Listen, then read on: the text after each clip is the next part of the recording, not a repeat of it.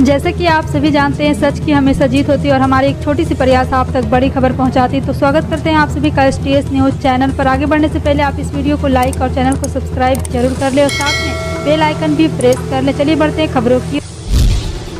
बता दें, दिल्ली विधानसभा में गुरुवार को मणिपुर हिंसा पर चर्चा के दौरान हंगामा हुआ। बीजेपी के एक विधायक ने विवाद पैदा करने वाला बयान दिया। उन्होंने कहा, मणिपुर कोई मायने नहीं रखता है। करावल नगर से बीजेपी के विधायक मोहन सिंह बिष्ट के इस बयान पर डिप्टी स्पीकर ने आपत्ति जताई। इसके बाद दिल्ली विधानसभा में हंगामा हो गया।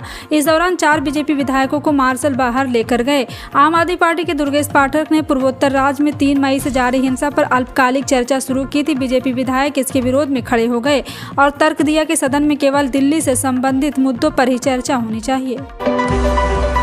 मध्य प्रदेश विधानसभा चुनाव 2023 के लिए बीजेपी ने अपने 39 प्रत्याशियों की पहली सूची जारी कर दी है। ऐसी पहली बार हुआ है जब बीजेपी ने चुनाव की घोषणा से पहले उम्मीदवारों का ऐलान किया। ये सभी वो सीटें हैं जहां वर्तमान में कांग्रेस का कब्जा है। इनमें से लगातार ज्यादातर वो सीटें हैं जहां बीजेपी लगातार 2 या 3 बार चुनाव हार चुकी है। और साथ ही साथ आपको बता दें, बीजेपी की पहली सूची में 2018 में चुनाव हारे 14 चेहरों को फिर से मौका दिया गया है।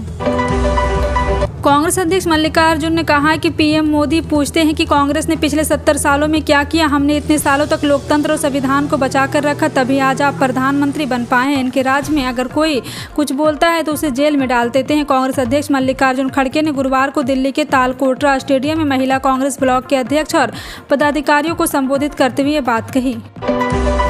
नेपाल ने भारत से चावल की मांग की है। दरअसल अगले कुछ महीनों में त्यौहार का सीजन आने वाला है। ऐसे में इस दौरान खाने के सामान की कमी से बचने के लिए नेपाल ने ये मांग की। काठमांडू पोस्ट के मुताबिक नेपाल के कॉमर्स एंड सप्लाई मिनिस्ट्री के ज्वाइंट सेक्रेटरी रामचंद्र तिवारी ने बताया कि पिछले हफ्ते उन्होंने भारत से चावल, चीनी और धान उपलब्ध कराने की अपील की है। अमेरिकी सांसद रो खन्ना ने हरियाणा के हिंसा पीड़ित मुस्लिम JNU के पूर्व छात्र उमर खालिद के पिता महात्मा गांधी के परपौत्र तुषार गांधी सहित कुकी समुदाय के लोगों से मुलाकात की। इस दौरान नूह और गुरुग्राम में हुई हिंसा के पीड़ितों ने उनसे अपनी आपबीती साझा की है।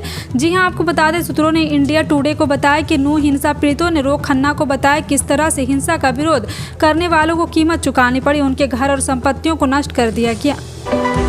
राजस्थान में बीजेपी ने अपनी चुनावी टीम का ऐलान कर दिया, मगर टीम में पूर्व मुख्यमंत्री वसुंधरा राजे और उनके समर्थकों के नहीं होने से कई तरह की अटकलें शुरू हो गई। वसुंधरा राजे की राजधानी चुनाव भूमिका पर सवाल उठाए जा रहे हैं। फिलहाल इस पर वसुंधरा की तरफ से भी कोई प्रतिक्रिया नहीं आई। वहीं बीजेपी का कहना है कि पूर्व मुख्यमंत्री वसुंधरा राजे चुनाव प्रचार करेंगे। दरअसल बुधवार शाम को दिल्ली में हुई बीजेपी की केंद्रीय चुनाव समिति की बैठक के बाद गुरुवार को जयपुर में बीजेपी ने चुनाव प्रबंधन समिति और मैनिफेस्टो समिति यानी संकल्प समिति की घोषणा कर दी है। बीजेपी ने मध्य प्रदेश और छत्तीसगढ़ में इस साल होने वाले विधानसभा चुनाव के लिए उम्मीदवारों की पहली लिस्ट जारी कर दी। छत्तीसगढ़ में 21 तो मध्य प्रदेश में 39 उम्मीदवार के नाम का ऐलान कर दिया गया। वर्तमान में छत्तीसगढ़ में कांग्रेस तो मध्य प्रदेश में बीजेपी की सरकार है। बुधवार को हुई बीजेपी केंद्रीय चुनाव समिति की बैठक के बाद ये लिस्ट जारी की गई। छत्तीसगढ़ के लिए जारी लिस्ट में सबसे ज्यादा चर्चित सीट दुर्ग जिले के पाटन है। कारण यहाँ से बीजेपी ने विजय बघेल को उम्मीदवार बनाया। ओबीसी बहुल सीट पाटन राज्य के मुख्यमंत्री भूपेश बघेल का गढ़ रहा है। आम आदमी पार्टी के राष्ट्रीय संयोजक और दिल्ली के मुख्यमंत्री अरविंद केजरीवाल ने चीन मुद्दे को लेकर प्रधानमंत्री नरेंद्र मोदी ने निशाना साधा है। उन्होंने गुरुवार को कहा है कि यहाँ पे चीन मुद्दों पर जो भी संस्कृति शामिल हो रही है वो लगातार यहाँ पे जारी है। और आपको बता दें कि चीन मुद्दा आगे बढ़ता जा रहा है। और मुख्यमंत्री अरविंद केजरीवाल ने कहा, मुझे याद है कि अक्टूबर 2019 में चीन के राष्ट्रपति भारत आए थे। तमिलनाडु के महाबलेश्वर में पीएम मोदी और राष्ट्रपति शी जिनपिंग हाथ से हाथ मिलाकर मंदिर में घूम रहे थे। राष्ट्रवादी कांग्रेस पार्टी के चीफ शरद पवार ने गुरुवार को प्रधानमंत्री नरेंद्र मोदी पर उनके स्वतंत्रता दिवस पर दिए गए भाषण को लेकर निशाना साधा। उन्होंने इस दौरान महाराष्ट्र के डिप्टी सीएम देवेंद्र फडणवीस पर भी तंज कसा। महाराष्ट्र के बीड कस्बे में सभा को संबोधित करते हुए पूर्व सीएम शरद पवार ने कहा है कि यहां पे महाराष्ट्र के डिप्टी सीएम देवेंद्र फडणवीस के नक्शे कदम पर चलते हुए पीएम मोदी ने स्वतंत्रता दिवस के अपने भाषण में पुनः वापस आने की बात की। मध्य प्रदेश में साल 2023 के विधानसभा चुनाव जीतने के लिए बीजेपी ने तैयारियां तेज कर दी है। पार्टी ने इसके लिए एक नया प्लान भी तैयार कर लिया। इसके तहत 4 राज्यों के विधायकों को मध्य प्रदेश में भेजा जाएगा। वास्तविकता जांचने का काम भी सौंपा गया। बीजेपी ने 230 विधायकों की सूची तैयार कर ली। ये विधायक उत्तर प्रदेश, बिहार, गुजरात और महाराष्ट्र से हैं। मिजोरम बमबारी मामले को लेकर बीजेपी नेता अमित मालवीय और कांग्रेस नेता सचिन पायलट के बीच सोशल मीडिया पर हुई बहस में बुधवार को राजस्थान के मुख्यमंत्री अशोक गहलोत भी शामिल हो गए। साथ ही साथ आपको बता दें कि गुरुवार की अगर आप राजेश पायलट के प्रति श्रद्धा का भाव रखते तो उनके बेटे सचिन पायलट को बेइज्जत करके बर्खास्त न करते। बहस 13 अगस्त को अमित मालवीय की ओर से दिवंगत पूर्व मंत्री और भारतीय वायुसेना के पायलट रहे राजेश पायलट को लेकर की गई। भारतीय जनता पार्टी ने छत्तीसगढ़ विधानसभा चुनाव के लिए बृहस्पतिवार को 21 उम्मीदवारों की घोषणा कर दी है। पार्टी की तरफ से जारी उम्मीदवारों की पहली सूची में 5 महिलाओं को टिकट दिया गया है। छत्तीसगढ़ के मुख्यमंत्री भूपेश बघेल के खिलाफ भाजपा ने सांसद विजय बघेल को मैदान में उतारा है। छत्तीसगढ़ में इस साल नवंबर-दिसंबर में विधानसभा चुनाव होने वाले हैं। पार्टी ने छत्तीसगढ़ के कोरबा विधानसभा सीट से लखनदाल, देवांगन और पाटन से सांसद बघेल को उम्मीदवार बनाया है। भारतीय अंतरिक्ष अनुसंधान संगठन ने बृहस्पतिवार को कहा, चंद्रयान 3 का लैंडर मॉड्यूल और प्रणोदन मॉड्यूल सफलतापूर्वक अलग हो गया है। अब लैंडर मॉड्यूल शुक्रवार को चंद्रमा के आसपास की थोड़ी निचली कक्षा में उतरेगा। लैंडर मॉड्यूल में लैंडर और रोवर होते हैं। चंद्रयान 3 का अंतरिक्ष यान में एक प्रणोदन मॉड्यूल, एक लैंडर और एक रोवर शामिल है। इसरो ने सोशल मीडिया मंच एक्स पर लिखा, लैंडर मॉड्यूल ने कहा, यात्रा के लिए धन्यवाद दोस्त। लैंडर मॉड्यूल प्रणोदन मॉड्यूल से सफलतापूर्वक अलग हो गया है। चुनावी रणनीतिकार प्रशांत किशोर उर्फ पीके ने एक बार फिर बिहार के मुख्यमंत्री नीतीश कुमार पर बड़ा हमला बोला। विपक्षी एकता के सूत्रधार कहे जाने वाले सीएम नीतीश को लेकर पीके ने कहा है कि वे उनकी बिहार की यात्राओं को गंभीरता से नहीं लेते हैं।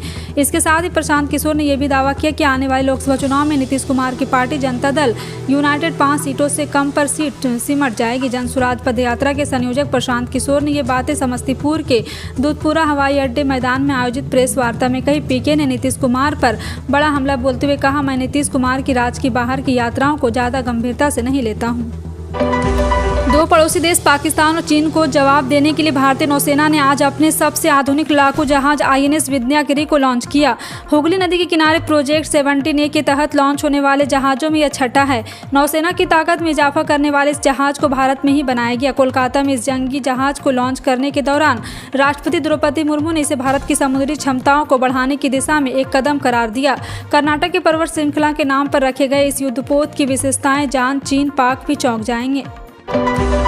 राजधानी दिल्ली के मुख्यमंत्री अरविंद केजरीवाल ने विधानसभा में बीजेपी और पीएम मोदी पर जमकर हमला बोला। सीएम केजरीवाल ने गुरुवार को प्रधानमंत्री नरेंद्र मोदी पर मणिपुर में जातीय हिंसा पर चुप रहने का आरोप लगाया। उन्होंने कहा, प्रधानमंत्री कम से कम वो शांति की अपील कर सकते थे। दिल्ली विधानसभा में सीएम केजरीवाल ने कहा कि जब भी देश में संकट की स्थिति आती है तो प्रधानमंत्री मोदी चुप्पी साध लेते हैं। केजरीवाल ने आरोप लगाया कि प्रधानमंत्री पिता तुल्य हैं। उन्होंने मणिपुर की बेटियों में मुंह तोड़ लिया है और आप अपने कमरे में बैठे पूरा देश प्रधानमंत्री की चुप्पी का कारण पूछ रहा है। यह पहली बार नहीं कि वह चुप है। जब भी पिछले 9 वर्षों में संकट की स्थिति आई, प्रधानमंत्री चुप्पी साध रहे हैं। अगर आप भी हवाई सफर करने का प्लान बना रहे हैं तो आपके लिए अच्छी खबर है। स्पाइस जेट के बाद अब टाटा ग्रुप की एयरलाइन एयर इंडिया आपके लिए खास ऑफर लेकर आई, जिसमें आप सस्ते में टिकट बुकिंग करा सकते हैं। एयर इंडिया की तरफ से एक खास ऑफर निकाला गया है जिसमें आपको टिकट बुकिंग पर 30% की छूट मिल जाएगी और कंपनी ने इस बारे में ट्वीट करके जानकारी दी है।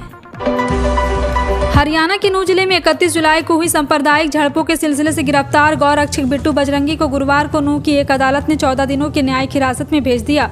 इस बीच नूह पुलिस के एक प्रवक्ता ने बताया कि पुलिस ने उसके पास से 8 तलवारें बरामद की है और सहायक पुलिस ने यह भी कहा है कि यहां पे अधिरक्षक कुंडू की शिकायत के आधार पर नूह के सदर पुलिस स्टेशन में एक नई प्राथमिकी दर्ज होने के बाद कुमार उर्फ बिट्टू बजरंगी को मंगलवार फरीदाबाद से गिरफ्तार किया गया था।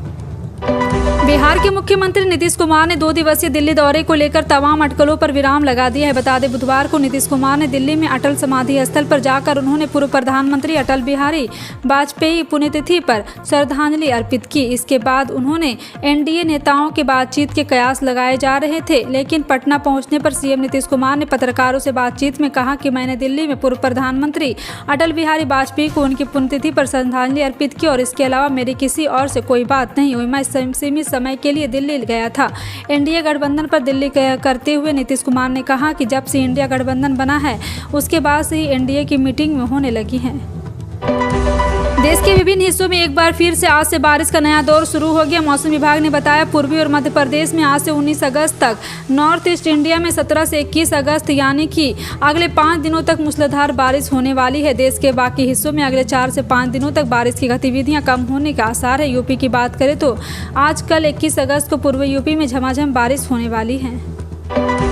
भारतीय सराफा बाजार में 17 अगस्त 2023 को सोना एवं चांदी सस्ता हुआ। सोने का भाव 59,000 रुपये प्रति 10 ग्राम से नीचे, वहीं चांदी की कीमत 70,000 रुपये प्रति किलो से कम है।